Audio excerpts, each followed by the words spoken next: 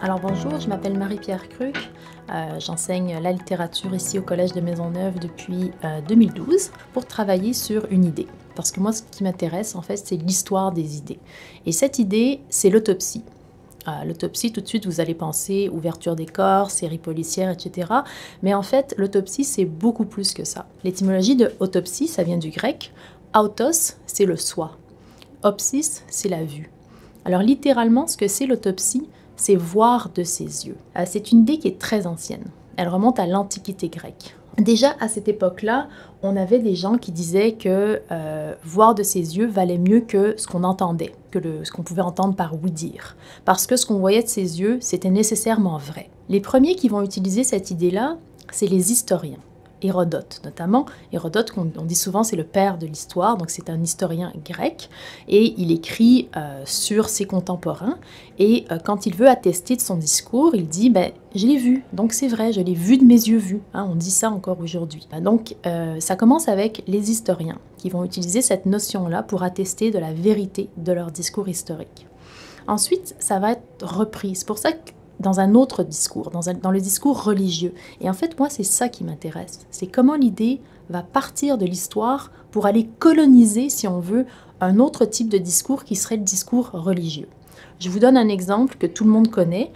Dans l'évangile de Saint Luc commence en disant qu'il parle des premiers témoins du Christ. Et les premiers témoins du Christ, le mot qui est utilisé, c'est autoptai, ce qui veut dire ceux qui ont vu de leurs yeux. Pour attester de la vérité, il faut avoir encore une fois vu de ses yeux. Et donc la religion, mais pas seulement la religion chrétienne, aussi la religion païenne grecque, va s'approprier cette idée-là pour, encore une fois, valider son discours, dire que ce qu'ils disent est vrai. Toujours la vérité, en fait, est au centre de ce que l'autopsie veut révéler, doit permettre de produire.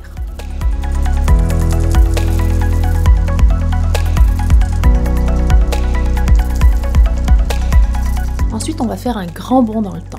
Et là, vous allez me dire enfin le sens actuel de l'autopsie, c'est-à-dire qu'on arrive à peu près au XVIe siècle, grosso modo, et là, on se met à pratiquer l'anatomie, c'est-à-dire l'ouverture des corps.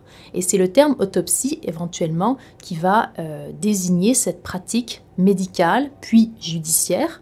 Mais judiciaire, elle ne va le devenir que beaucoup plus tard, à peu près au XIXe siècle. On revient au XVIe siècle, on a des gens comme Vézal, pour vous un illustre inconnu, mais en fait quelqu'un de très connu à son époque. Pourquoi? Parce que en fait, il était très célèbre, c'était un médecin, un anatomiste, et il ouvrait les corps. Vous allez me dire, oui, et alors? Mais c'était une pratique interdite par l'Église. Lui, qu'est-ce qu'il faisait? Il allait voler des corps dans les cimetières, il décrochait des potences. Donc il avait surtout des corps vils, ce qu'on appelle des corps de criminels.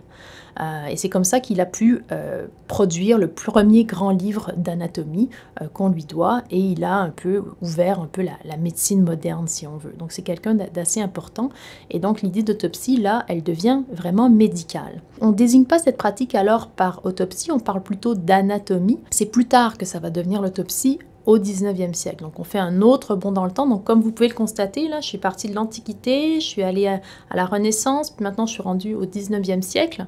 Et là, l'autopsie va devenir ce qu'on connaît aujourd'hui, c'est-à-dire une pratique médicale, judiciaire, qui consiste à ouvrir les corps. Mais les anatomistes, je reviens à Vézal, quand ils ouvraient le corps pour la première fois, ce qu'ils cherchaient, c'était encore la vérité cachée qu'ils voulaient révéler.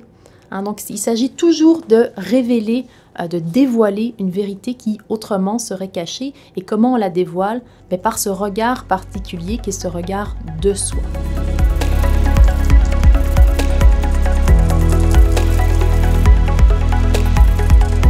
Maintenant, je vous ai dit que j'enseignais la littérature, donc il faudrait bien qu'un jour mon projet rejoigne vraiment la littérature à proprement parler. Parallèlement au développement de la technique de l'autopsie au XIXe siècle, l'autopsie va devenir une façon de parler de la littérature, une façon de parler par exemple de la critique littéraire, la façon dont on lit les textes. Les auteurs vont dire « j'ai pratiqué une dissection de ce texte-là, j'ai ouvert le texte, j'ai été l'anatomiste de ce texte, etc. » Donc ça devient vraiment une métaphore pour parler de la façon dont on peut lire la littérature. C'est aussi important pour les auteurs eux-mêmes du XIXe siècle qui l'utilisent pour parler souvent de leur travail. Par exemple, Victor Hugo, dans Le dernier jour d'un condamné, parle d'une autopsie intellectuelle. Le personnage fait une autopsie intellectuelle de ce qui lui arrive. Si vous ne connaissez pas le texte, c'est l'histoire d'un condamné à mort qui attend de mourir. Et Hugo, l'auteur, propose cette autopsie intellectuelle.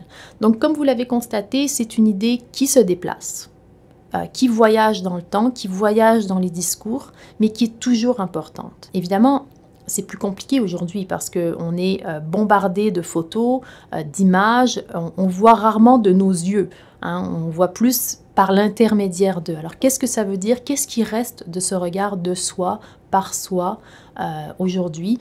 C'est le dernier aspect de ma recherche, celui d'ailleurs qu'il me reste à traiter. Donc je ne vous en dirai pas plus et je vous remercie de m'avoir écouté.